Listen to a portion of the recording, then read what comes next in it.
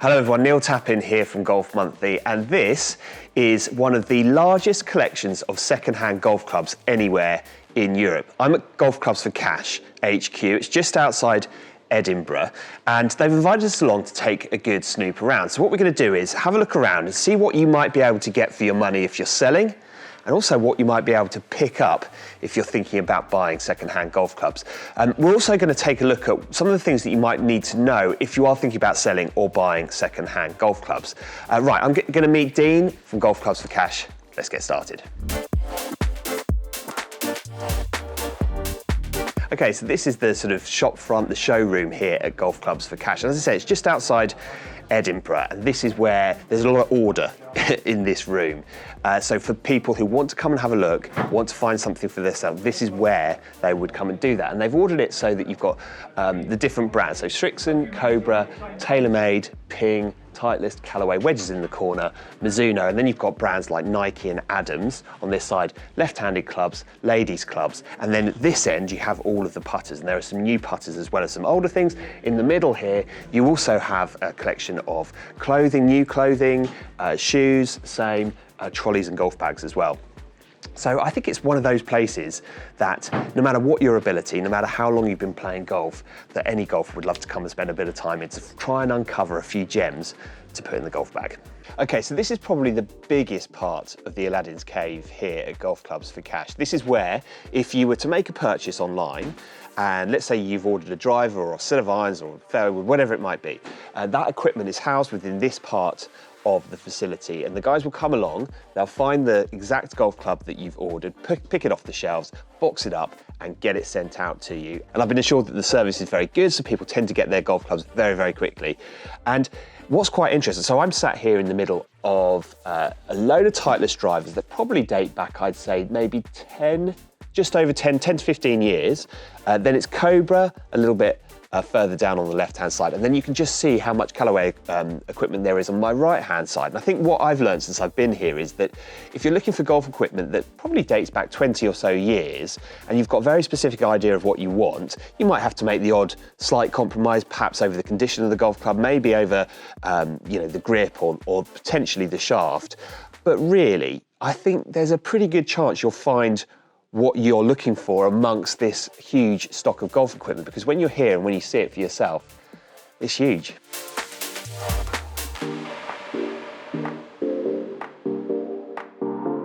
Right, so I've got Dean with me from Golf Clubs for Cash. And Dean, I think one thing I noticed when I first walked in, there's a valuation station there. So people come in with their golf clubs they're looking to sell, and you value them there and then. How do you make that calculation in terms of the condition, of the age of the golf club, and the price that you're going to offer them? So I guess in simple terms, the valuation that we offer on golf equipment is somewhat dictated by a number of variables. Typically the age of the product, its condition, and the volume of stock we have of that given product or item. In its simplest terms, we have 3 condition ratings of kind of very good, good and poor, and there'll of course be kind of conditions somewhere that slot variations in between. Right. Absolutely. And one thing I was going to say is that having had a good look around the facility, there's so much stuff here. There's obviously all the big brands and the vast majority of the sort of golf club franchises that you will find from those big brands over the last 10 years. But then you've also got other brands, lesser known brands that people might not have heard of. What are the things that you don't take? What are the sort of things that you might go, well, we'll take an awful lot, but we won't probably take that? So as a business, we have a commitment that we will value absolutely everything and anything. However, what we can't guarantee is that everything and anything has a value. So, as a rule of thumb, if the product is perhaps up to 20 years old and is, as you mentioned, a somewhat reputable brand, there's a loose guarantee that it will have a value. Outside of that, there are some nuanced or perhaps unique brands which aren't as widely available, which we'll often buy and look to resell purely for the novelty value, if you like. Then that leads me on to I guess the big question, which is what advice have you got for people, whether they're looking to sell their golf equipment that they've got stashed at home. Maybe it's something that's a little bit older, it's in the loft, it's gathering dust, but you've loved it in the past and you're thinking it maybe it's got some value to it, or you're looking to purchase second-hand golf clubs. What advice would you offer people? Certainly on the selling side, the best advice I can give you is sell it now. Regardless of what you paid for it many moons ago or even recently, as difficult as it may sound, is try not to have an emotional attachment to what you paid for it. Absolutely, because it's almost certainly going to be worth less 12 months from now than it is now. So sell it now. Secondly, I would say do your best to help maintain the condition of the product. Give it a good clean. Make sure that the grips aren't too shiny and dusty. And if you can supply the product with its accessories, head cover, adjustability wrench, for example, then that will help add value and add weight and credibility to your trade. From a selling side, I think the best advice I can give anybody is dedicate some time. It may well be hours, it could be days, looking through our website. We've 25,000 items to choose from. Well, there you have it. That's a look inside what's in here at Golf Clubs for Cash.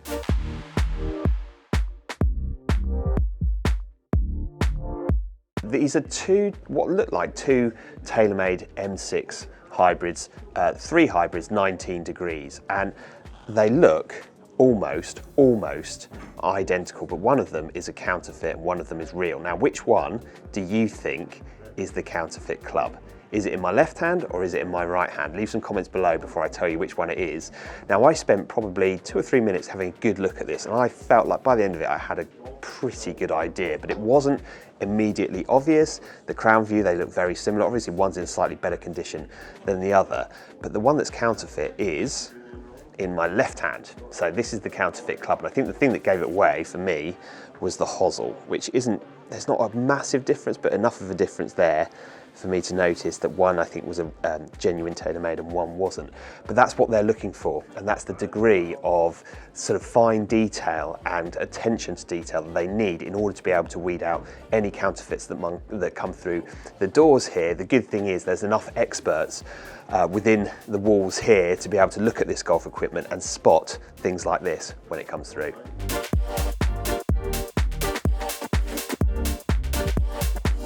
So this is the area where the golf clubs who've been brought in, they've been partially sorted. So these are all of the putters from all the different brands. So TaylorMade in front of me, Ping in front of that. I've got brands like Rife behind me and Yes Golf behind me as well. And I think a really important point to make about the operation that goes on here is about how sustainable it is. I mean, think about all of these golf clubs, all of these putters, hybrids, drivers, bags that might end up potentially at the tip.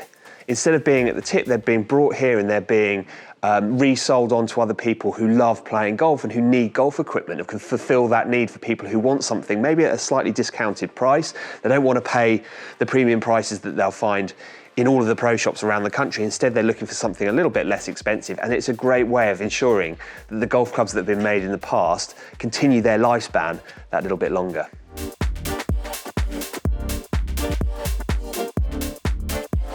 Okay, so I'm joined by Rob. Rob, you're a PGA pro. You work here at Golf Clubs for Cash. Yes. And how, for the most part, you work out effectively on the shop floor, helping people to find the golf equipment that they're looking for. How do you do that? It just really depends. A lot of customers will come in having looked at the website. Maybe they've seen a club they've got an idea that they want, so we'll generally help them find it. We've got some codes that we can use, or just going off some description of what the customer is after. You do get quite a lot of customers that are coming in with no sense of they've got a rough idea. They maybe want a 3-wood or a driver, but that's about all they give you. So we just have to ask the sort of appropriate questions, get an idea of, say for a driver, their loft, their kind of shaft flex and that kind of thing. And because we're all pretty knowledgeable here, we can kind of give our input in to try and kind of point them in the right direction. Yeah. A lot of the time you'll find that guys will maybe leave with 2 drivers, say, so they can go away and try them. Okay. And then decide from what one's working for them. Yeah, and the room that we're in, this is where they'll find the equipment, box it up and send it out to those people who've ordered online. Yeah. How does that work? How quickly can you turn stuff around? Because I guess in the current modern age, people are expecting for stuff pretty quickly. Well, as long as the order's placed early enough, they'll get it in the next day. Right. So we are pretty good because we've got such a large team of guys here, and things it maybe doesn't look like it is, but it's fairly organised. So Yes, no, it is. We've got quite a good sense of where things are. So yeah, I'd say efficiency-wise, it's mental when you consider how much stuff there actually is, how good the guys are actually at kind of finding the stuff out. Yeah, and I can vouch, we've been here all day. These guys, they are working non-stop, scurrying around, looking for the equipment that goes in these boxes to get sent out.